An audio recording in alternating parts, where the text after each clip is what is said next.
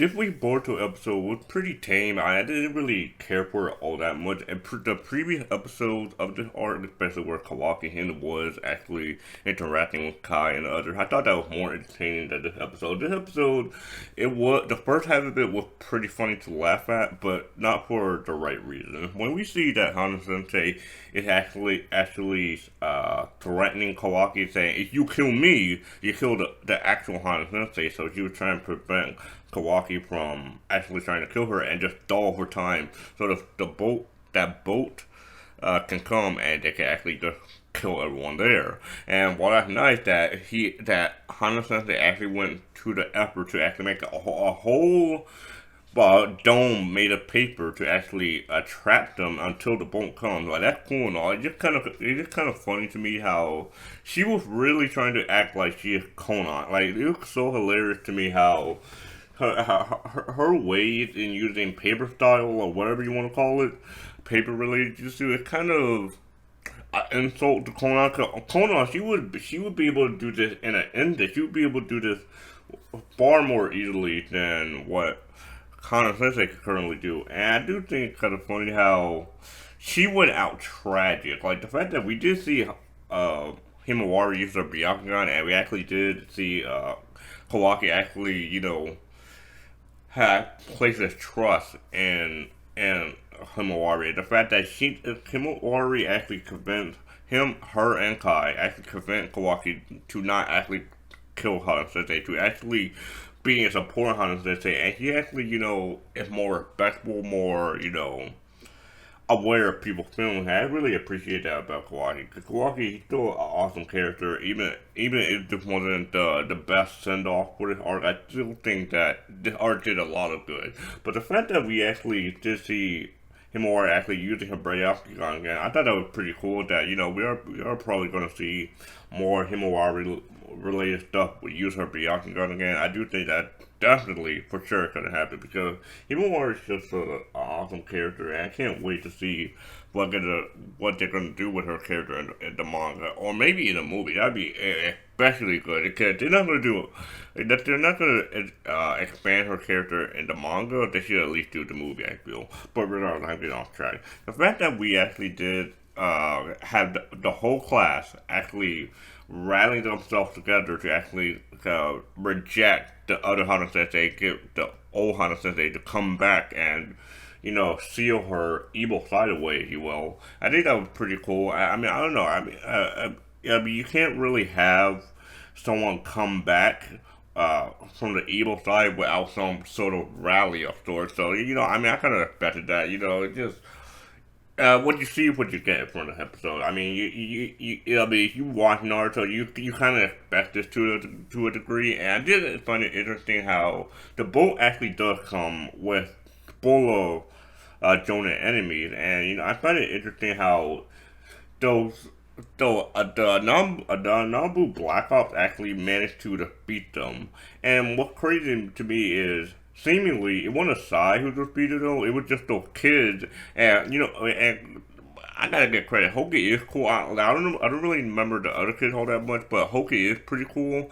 But the fact that they were able to defeat them all of them by themselves, and actually Sai actually just let them do their own thing. He wasn't even worried about that. I think that was pretty cool how the new generation is pretty strong, and the fact that we actually got to the point where Hana Sensei actually did rise from the ashes and began her life anew. I think that was pretty cool how she had no consequences. I thought she was going to get punished, but luckily the princess, Kai, actually offered to keep this a closed matter. She went straight to the Hokage himself, actually told him to not investigate this matter anymore, not go a step beyond the necessary, and that would lead to Hana Sensei to actually keep her other side alive. Because originally her other side was supposed to be deleted, killed off, whatever you want to say, but she actually decided she wanted to embrace the evil side, actually, have a back and forth conversation where, they can actually be whole instead of just one half of her personality remaining while the other gone. She want to have it whole, similar to how Naruto was embracing his evil side, or similar to how Naruto was embracing the enormous amount of evil that was Kurama. And I do think that was a pretty cool highlight as well. Because I mean, if I had to say the highlights of the episode, it is Himawari getting used him Yakugan, Kai send off, which I'll talk about in a bit, and that part when Kana Sensei actually just started to embrace her evil side. I think that was pretty cool. How even for something like Hana Sensei to actually be in the hidden village for so long just to execute the plan to actually be accepted despite of all the plans she had, despite all the motives that she had prior to the arc. I think it was pretty fun to see how even someone like her can be forgiven, even someone like Sake can be forgiven. And just reinforces that old Naruto nostalgia philosophy, if you will. And for Kai Sunoff, I think it was pretty interesting how Kai they actually did do the play with. I mean, a lot of people expected the play, but I did think it was pretty cool how they literally had no faith in Kawaki. And, like, they genuinely thought that Kawaki was not going to make it to the play whatsoever now that she completed his mission.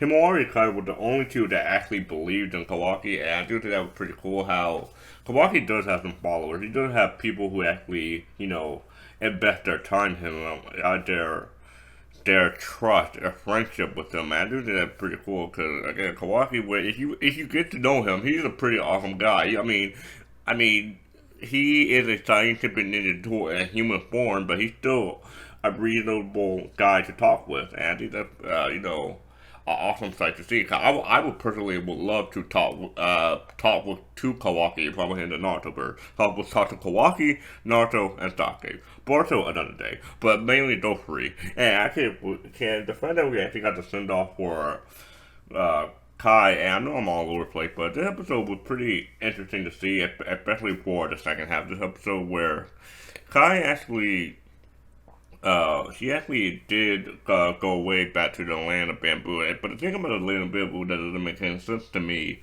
is, can she still be assassinated though? I mean, won't there not be more assassination that comes on her life? That's the only thing that's still registering in my mind because I feel like she could still be targeted still, but I suppose now that she's back in the land of bamboo, it won't be as easy to target her life. But I don't know, just kind of bizarre to think about. Cause that was in the back of my mind. Like you're going back to the place where the minister orders someone to have you killed. Like that doesn't really make too much sense to me. But again, since Kai is a kid, they won't obviously kill her off screen. I do hope Kai actually does make a return, whether she's older or she's still the same age difference as Kawaki. She's still the same age as she currently is. But Kawaki, I don't know.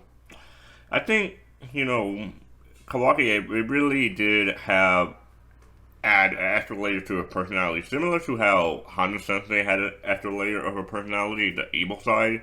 I would say it's the same thing for Kawaki. Kawaki, even though he's still shy about this, even though he's still aloof about his feelings, he was still willing to actually say goodbye to Kai. I think that was pretty cool. How he was just trying to be the lone wolf and trying to say bye to her, actually being the Vegeta of that art, not trying to say, not even a wave goodbye. She was just being there, just trying to let Kawaki know that he does care about her, and he's gonna miss her. I think that was pretty cool, even especially that goodbye at that picture at the end where we get to the Uzumaki house, and it was pretty funny how